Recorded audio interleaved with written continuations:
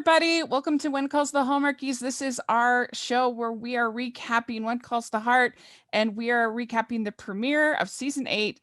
Very exciting, and we are going to be doing bi-weekly after this for the rest of the season.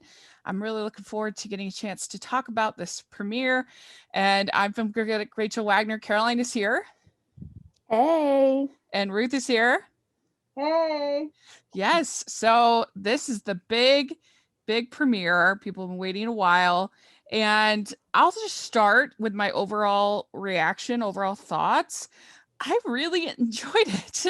I thought that they packed a ton into this premiere, first of all. And it was all they did a great job of teasing the rest of the season. I'm very curious about what is going to happen with pretty much all of our characters. And that's what you want out of a premiere, right? Yeah. And so it makes me very excited about this new showrunner. I felt like this was a very strong start. And I feel like they introduced some conflict that with characters that sometimes I feel like with When Calls the Heart, they can be a bit anxious to sort of wrap up the conflict in one episode. There was a lot of teases and not that much resolution. Really, I would say that Clara and Jesse was the only one that I felt kind of got a little bit wrapped up, but I still think we have things dangling with them as well. And so I was very pleased with the premiere. What about you, Caroline? I enjoyed it too. Like it was a lot, but it was the premiere, so like they had to introduce us back to these characters, and I enjoyed it, and I watched it twice already. Yeah.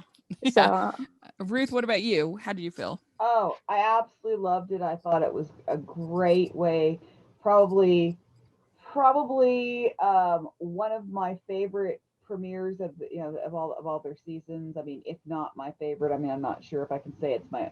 I mean, I don't know. I'd have to stop and think about it, but it certainly was a strong way to begin the season and just get me excited for everything that's yet to come. And the pacing was fantastic. I mean, just I agree.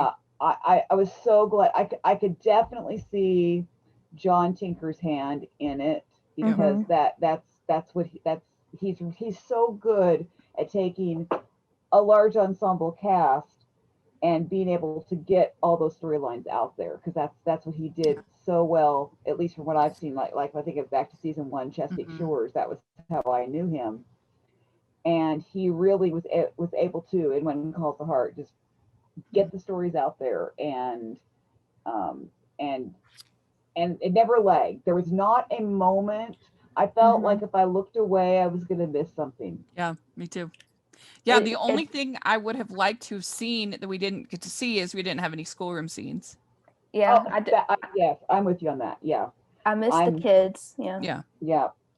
I think COVID has something to do with that. From what I've heard from the kids' parents, is that COVID did put a wrench in the works as far as with some of the kids, that they were not able to have as many of the kids' scenes because of COVID. That's what the parents told me. That's what I heard. And so it probably has, there's probably so many things, probably all these things, they probably could only have a certain, I know they could only, I know that changed things. So that's probably why we didn't see much from the kids in this episode. Yeah, that makes sense. That makes sense. John Tinker did a Facebook Live this week, and he did say that it was because of COVID, because they had to have a certain amount of people in a room, counted the crew too, along with the cast. But he said though that Allie is the main child. Yes. Oh, yeah, because I love Opal. We get to see some Opal. They mentioned her name, but we didn't get to see her. Yeah. I mean, I love all the kids. They're really great. And that makes sense too, because didn't they start filming pretty early? It wasn't in July. Early, they started filming in July, yes. But it was tough. As I did an interview with Paul Green before on Saturday, actually. Yeah. Had it published on Sunday.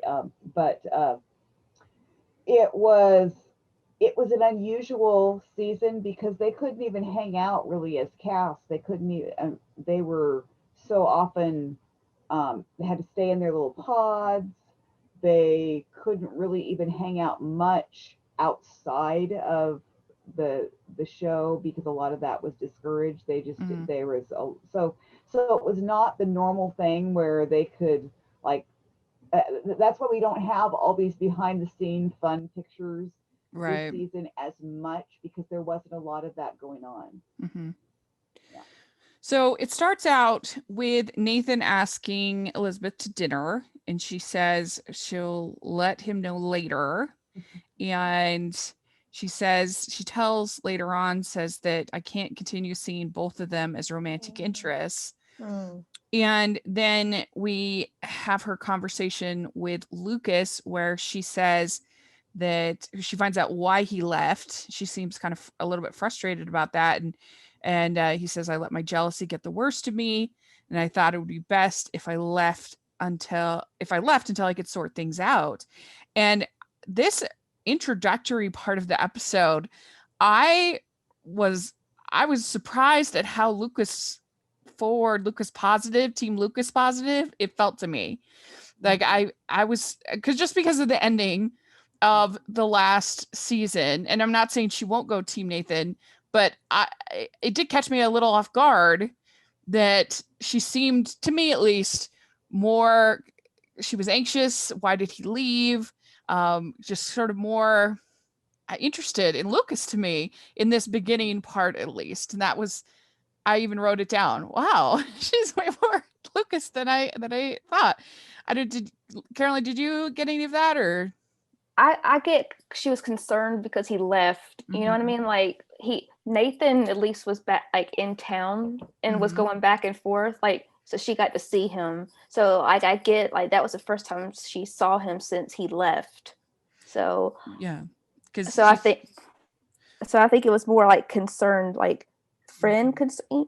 Maybe I don't know, but that's how I viewed it as that was because Lucas left and Nathan like at least was in town and she got to see him, throughout. Because then even later, I felt like, we'll talk about the ending, but I felt like, wow, are they really going to pick Lucas? I did not think that was going to happen. And I'm not saying it is going to happen, but there was a lot more ambiguity than I expected in this opening episode. I agree with you on that. Yeah. Yeah. Yeah. So that was very interesting to me. And I liked the fact that you can tell that she is, it's almost like she's making the pros and cons lists in her head of like, what is she going to do? And I can see that going on. And I thought Aaron did a good job kind of portraying that she just doesn't know what to do. Yeah. Yeah. I know that a lot of people that I have been seeing people post things, people are saying, oh, this reminds me of season 2 and we didn't like season 2. I'm sorry, this is not like season 2. No. Season 2, you had a clear choice. You knew ultimately that she was not going to go with, it was Charles, wasn't Charles. Charles, yeah. You absolutely knew no matter what they did. The difference here is you have two really good men. You have two really nice, handsome, they're very different. Yeah. But these two men, and really, I'm struggling to even know what side I would want to. And I'm thinking, I was thinking last night, good grief, Elizabeth's got a difficult choice here. Trying to choose between these two men, I don't envy her choice, but I don't see it anywhere near being like season 2 because I don't think I don't think we know yet. No matter what anybody tries to say, I really don't think we know. Yeah, I think they've done an excellent job with that. It is not easy to do in a love triangle. It's usually very obvious who the person is going to pick. And I guess you could maybe make an argument that shows a lack of passion. Like, we don't want her to just sort of pick one of them. We want her to really be in love with the ones she picks, but Mm-hmm. I don't know. I mean, I trust them that they'll get that passion when she finally makes the decision and or gets close to making the decision. I think that will happen because just by their interviews and stuff, I think the passion is coming. Like something happens in these next couple episodes. I think that gets that like kickstart, and I like seeing the struggle with Elizabeth because like you said in season 2, we knew it was Jack, and like I mean, I wouldn't know who to pick between Lucas and Nathan if I was in Elizabeth's shoes, you know. I'm like, so bless her heart. Yeah. Well, and I think it's like somewhat attractive knowing that Lucas was like so jealous.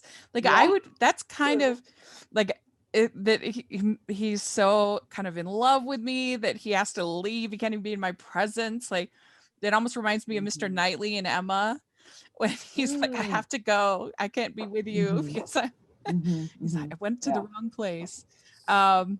Yeah, that was really good. And so that was kind of our introduction to Elizabeth. We get to see, of course, baby Jack, and then who's of course a lot bigger because of the delay.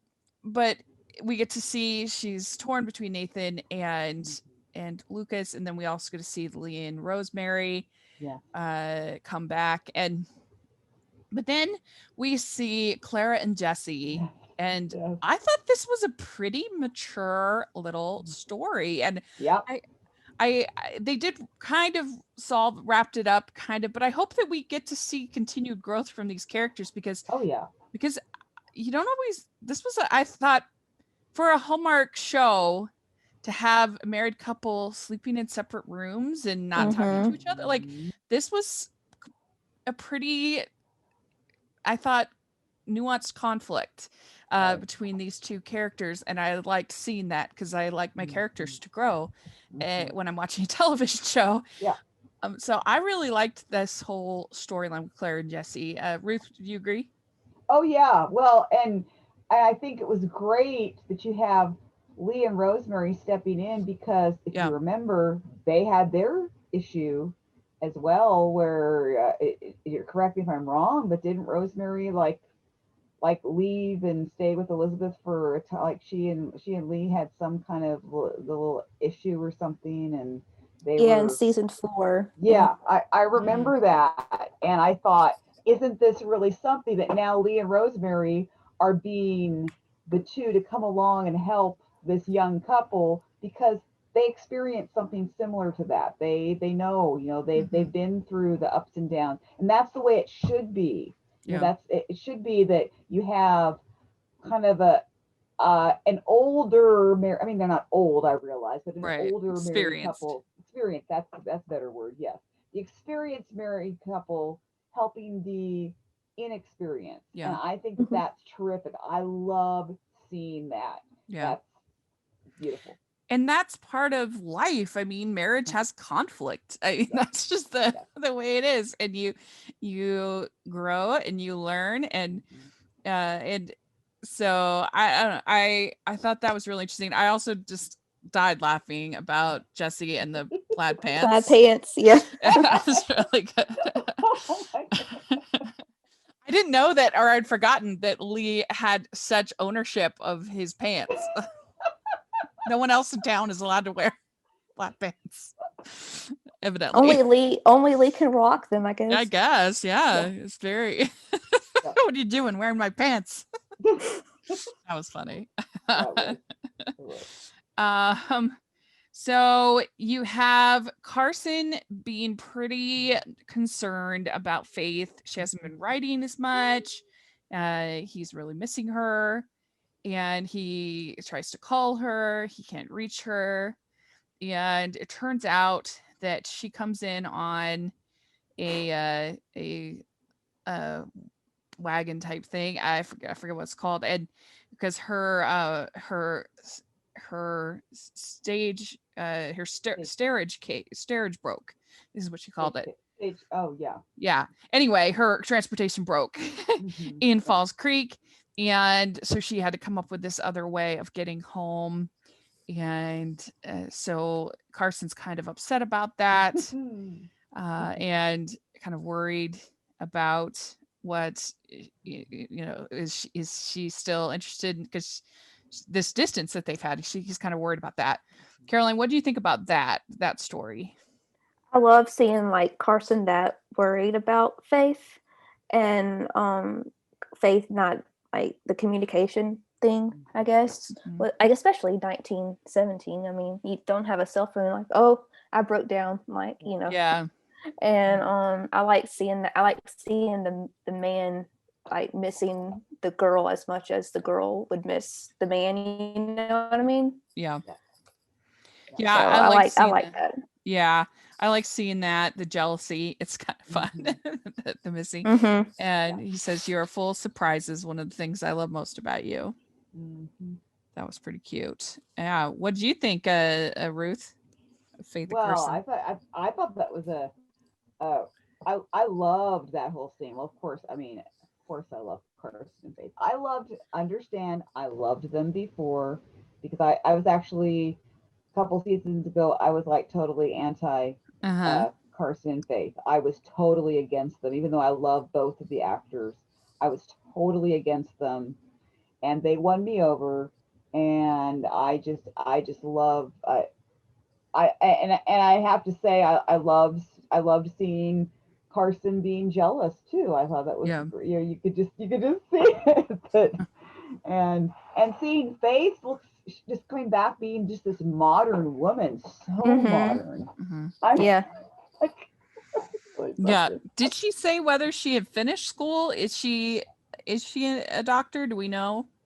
According to Andrea, she is a doctor. Yeah. She's a doctor. Like on Twitter. According to Paul, she is.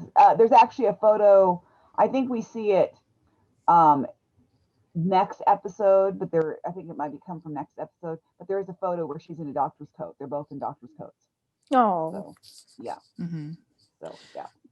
Yeah, that'll be fun to see. And of course, Paul must have been very excited to get to play his guitar. Yes, he was. That was. I mean, that really was When Calls the Heart history, because there's not been another cast member who has written a song and performed their own original song. That was when it had. He didn't even have the song fully written, so you only had, I realized, a couple lines. That was literally, he wrote it while they were filming. Like, it just kind of like, yeah. He told me that he had an idea for the melody the night before, and then they were filming, and it just kind of came up, the opportunity, and he just and it's now released as a full single. He actually went back and he's rewritten it, and it is a full single that you can listen to on Spotify, or you can download it on iTunes. And so he did that, but back at that point, it was just a few lines, and but it was kind of cool how that happened. I was very happy for him, because we don't always get to hear music anyway. We're always wanting more music for When Calls the Heart, and so we'll take it whenever we can get it. Yeah, for sure. We just want to take a break from the show just to have a little check-in before we go on in the show. So we actually want to talk about our sponsor for this week, BetterHelp. In 2021, it's definitely okay to talk about your mental health, about your happiness. Humans aren't meant to keep everything inside. It can make us sick, and therapy helps. But what is therapy exactly? It's whatever you want it to be. Maybe you're not feeling motivated right now. Maybe you need some tools to help. Maybe you've got stress, insecurity, problems in your relationship, are not dealing well with things going on in your life. And that's what therapy can be. And whatever you need, don't be ashamed, because normal humans struggle and they start to feel better, and that's okay. It's good to start to feel better because you deserve to be happy. And now you don't have to worry about finding an in-person therapist near you to help. BetterHelp is customized online therapy that offers you video, phone, or a live chat session with your therapist, so you don't have to see anyone on camera if you don't want to. The good thing is BetterHelp is much more affordable than in-person therapy, and you can start communicating with your therapist in under 48 hours. Join millions of people who are seeing what therapy is really about. See if it's for you, because you are your greatest asset. So this podcast is sponsored by BetterHelp, and Hallmarkies podcast listeners can get 10% off of their first month of Better at betterhelp.com/Hallmarkies. That's betterhelp.com/Hallmarkies. So then Nathan's brother-in-law shows up. This is Allie's father, and he wants $1,000. He basically blackmails Nathan, and so Nathan actually borrows the money from Lucas. And yeah, this brother-in-law is something else. Yeah, Carolyn, what do you think about that? I was excited because like I knew it was coming just by reading all the promo stuff, and I was excited to see Nathan with him just because of how like we assume he treated his sister and Allie, and seeing that protective like brother uncle vibe like I liked. And my favorite was when he said like leave my town. Like I like how he said that, like he was but I liked it. It was good. But I wish I was kind of shocked on how it ended, like because I thought that Allie would be involved more. And I thought so. I think he might be coming back. Yeah, because Allie wasn't involved. So when they get to the cabin, he hides the money in under the floorboards. And do you think we'll come back to that, or I think so? Yeah. I think I can say, especially since John Tinker is the lead writer, yes, I believe we will, because he is, at least all my experience ever having seen his work, he is very good at, like, he might leave it for the next episode, but you're going to see it come up later. He does not tend to just throw something out in an episode and never come back to it. He's usually very good at, I'm going to throw that out at this episode and then we'll come back to it, later on, maybe when you're not even thinking about it. And he seems to be really, it kind of helps that he's had all this experience, but yeah. Yeah, I'm excited about that because it's got to be an interesting dynamic now with Nathan owing Lucas money and what's going on here.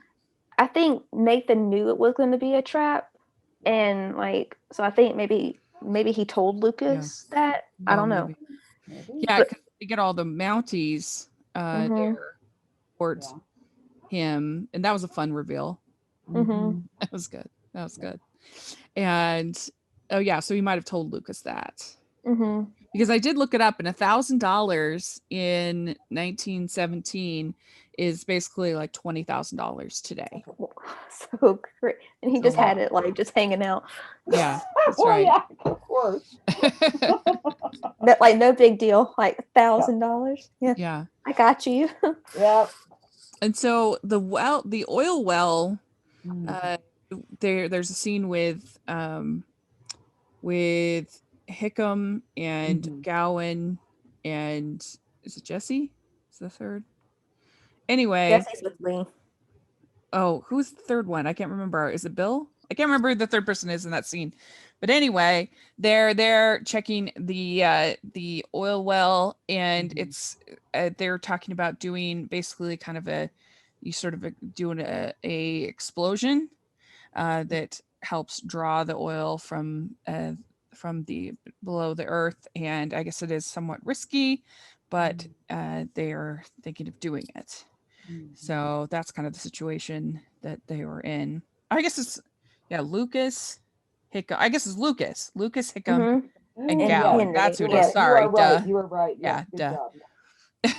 And so Lee and Rosemary come back, and they are really excited to be back home. And they're obviously very concerned about Jesse and Clara. And so they have the talk. They talk all about it. What are they going to do?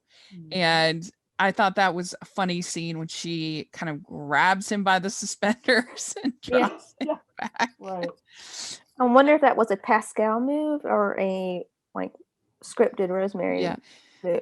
I think she said maybe if it was on Twitter or Facebook, I can't remember, that that she doesn't remember who thought of that idea, but that she had a great time doing it. Yeah. And they were laughing. Yeah. Yeah.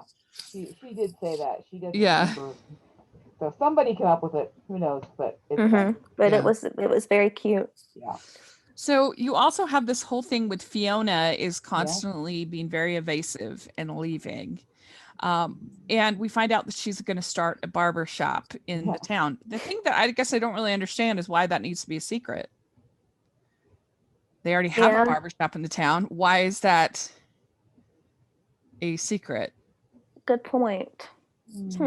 I hope that comes back. I think it's just, personally, I think it's just Fiona. Fiona is like, always has tended to be very secretive. She was secretive when she first came to town.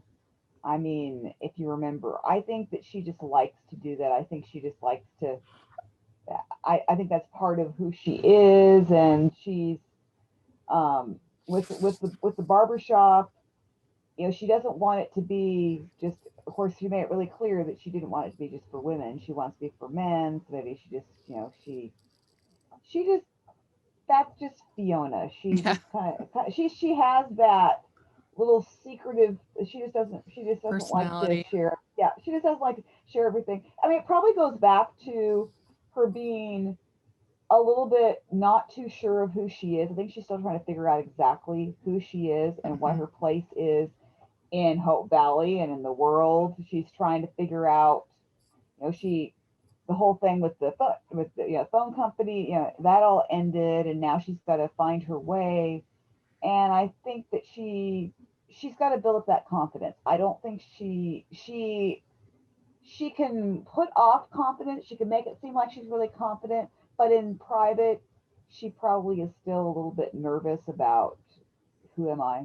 Yeah. But yeah. Interesting. Yeah. Speaking of secrets, we had Bill's secret chili recipe. Yes. And Molly, I think it should stay a secret. Yeah, that was so funny. That was so and they kept this is like me and my COVID brain. They kept testing, eating off the same spoon. I'm like, no. That's true. Yeah. That was funny. And Bill has surprisingly become our comic relief, I feel like. Oh yeah. I love it. I'll be honest, Bill wasn't my favorite back up to season 5. But season 6 and 7, I love Bill. Yeah, I do. So I like seeing that.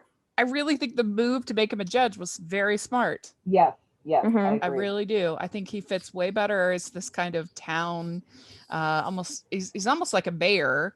Since Abigail's not the mayor anymore, he's kind of like the mayor of the town, giving everyone advice and helping with all their relationships and making chili and stuff like that. I think it's much better than the Mountie, I think. But that was funny, and I feel like Molly and Bill have a little bit of chemistry. I'm feeling that. Definitely. Absolutely. Yeah. That look she gave him, I'm like, I see you, Molly. That was so cute. Yeah, it really was.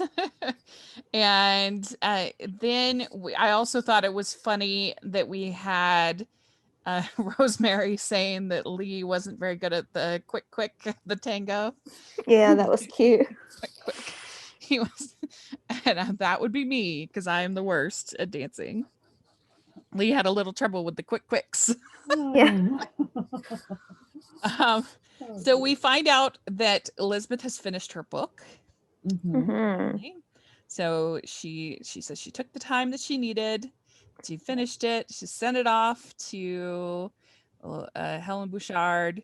And then we actually get to meet Helen Bouchard. Yeah. I was cheering.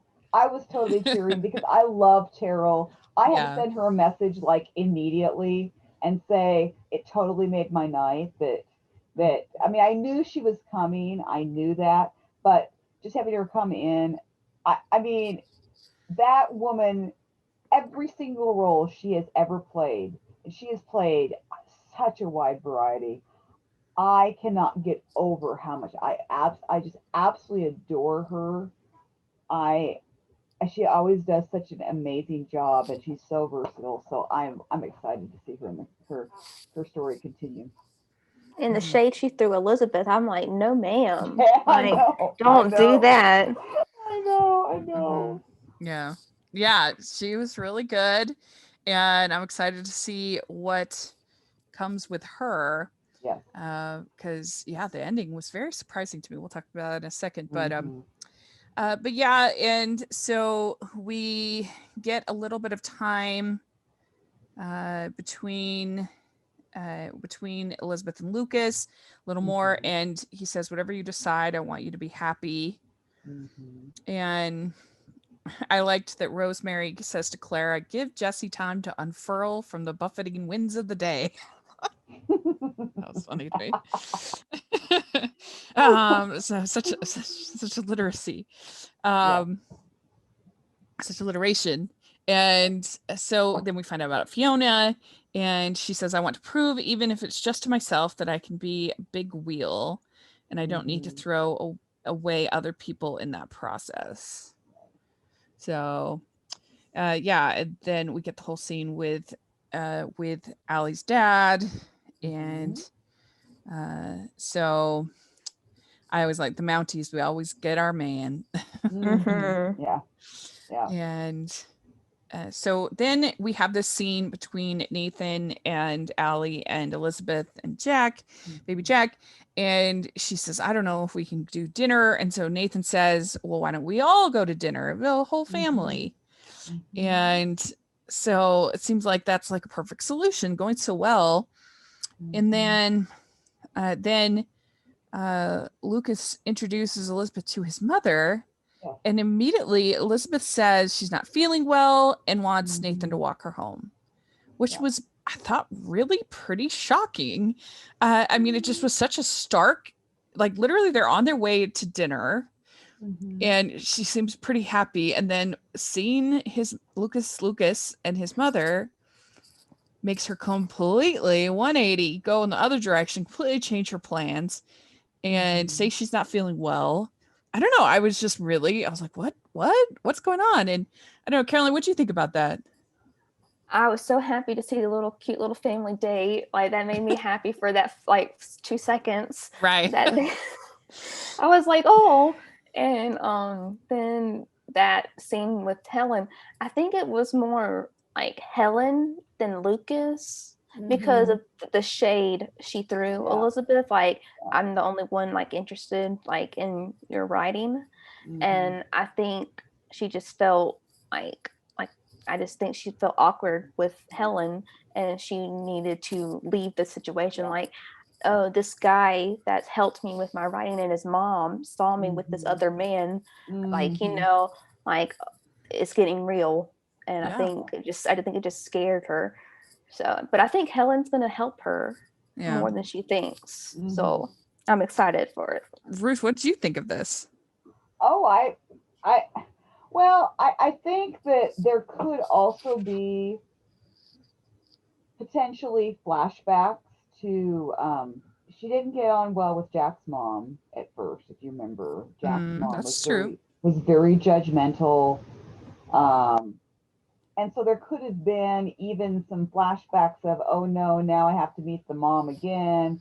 The mom is she's not going to like me. She's judging me. It's blah, blah, blah, all those different things. And then adding to that, she's going on a date with someone who is not the mother's son. Yeah. And so you add all that in, and I think she just needed to get away. She couldn't deal with it. It was too much coming at her, because it's only, but I do think there might be something in the fact of thinking back to Jack's mom and just, I hadn't thought of that. You're probably right. Yeah.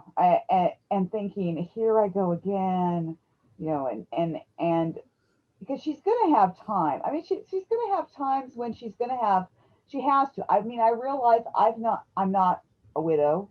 Right. So I've not experienced that, but it only stands to reason that there are going to be times as she goes through this that even just out of the blue, for no apparent reason, she's going to have these moments where she has a flashback, or she just can't deal with, she has to go back and be by herself and just work through those emotions again, because they're going to come up.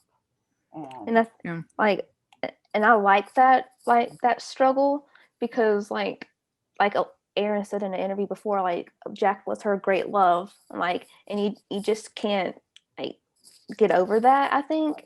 Right. And I think she wants to move on, but this struggle with like Jack's memory is going to be harder than she thinks. Yeah.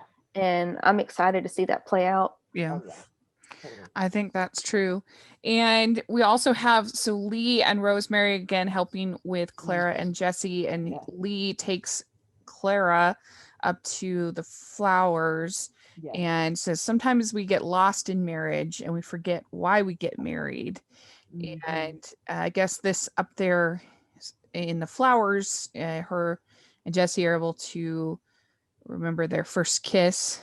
And he says, love isn't just a feeling, it's choice. Your marriage is a commitment you choose to renew every day. Open your eyes to the flowers and you'll see. Choose love and you'll feel it. That's what he said. And so then Jesse gives Clara the flowers. I guess it was Lee to Jesse. I'm sorry. Right, I wrote that down wrong. Yeah. So Jesse gives Clara the flowers, and he'd been reading these terrifying tales books. And so she gives him more terrifying tales. And then Lee and Rosemary get them a tandem bicycle. That was so cute. It was cute. It was really cute. It says, we don't know if the bicycle will solve any real problems, but we will be here if they need us. So, yeah. And I love seeing Rosemary and Lee like in that role. Like, I just think it's so cute that they're the old married couple, but like you said, experienced married couple to help these like young and inexperienced couples. Like, and I like seeing the struggle like with a newly married couple, because like you just think it's going to be all like easy going for newlyweds, and it's not for Jesse and Claire, and I like that. It's a challenge, and I mean, especially like living with someone. Yeah, any relationship is tough, and you have to work at it, and so they have to do it. And so that was basically everything in the episode. Did I cover everything, or is there anything that you saw? You got it. All right. Very good. Well, very good. And we had a lot of comments on our Twitter. Make sure you're following us at Hallmarkies Pod.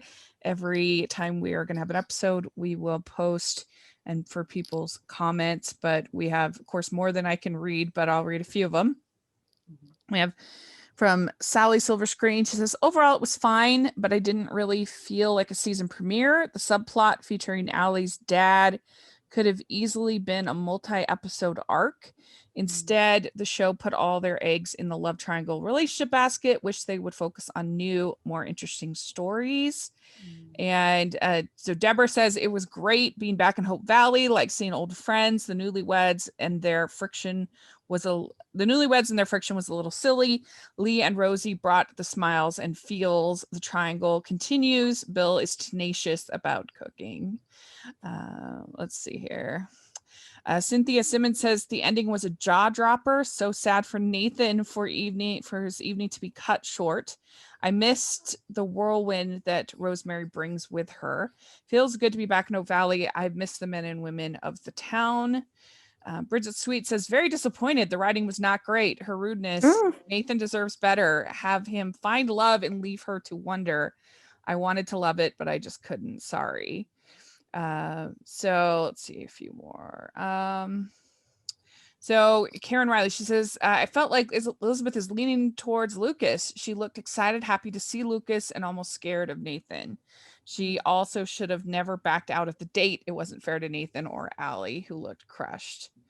And then one more, this Fly Easy Free says, it was jam-packed with fun and or heavy stories. Loved seeing Nathan gain confidence with Elizabeth, and loved seeing Lucas express his feelings about the season 7 embrace. Not a fan of how it ended, but very excited about next week.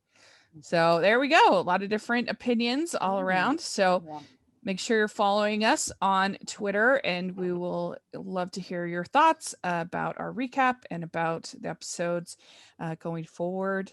And so thanks so much. And Caroline, where can people find you? On Twitter at Mina Caroline R. Great. And Ruth?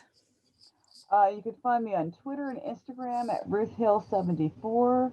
And then you can go to Facebook and you can find me at Media from the Heart. That's a Facebook page. Great. And you can find me at Rachel's Reviews, all over social media, iTunes, YouTube, and on Rotten Tomatoes. So check that out. And we'll have a link to our playlist of all of our When Calls the Heart content, including, we're very excited. Caroline and I are going to be talking to Miss Erin Krakow tomorrow. Very exciting. Oh, good. And so that'll either be on Friday or Saturday is when it will air. I'm not sure yet, but that should be hopefully all goes well. It should be great. So we're very excited about that. That's great. Yeah. And so make sure to make sure you're following us and check out our Patreon. We really appreciate that support. And then we also have our merch store, which has tons of Hearties inspired merch, and we'd love for you to take a look at that over there. So all that information's in the description, and we'll see y'all in 2 weeks. Bye everyone. Bye. Bye.